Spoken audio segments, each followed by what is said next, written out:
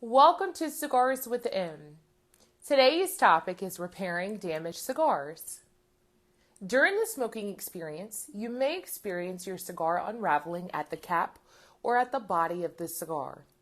Typically, your cigar can be repaired depending on the severity of the damage.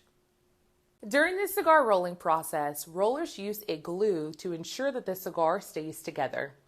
This glue is called goma or roller's glue, which is a plant-based gum powder. It can be used to repair a cigar by applying the glue to the affected area.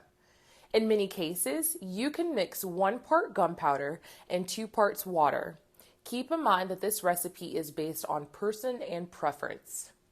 If you are enjoying your cigar away from home, you may not have access to cigar glue. However, Vaseline can also be a solution for repairing your cigar.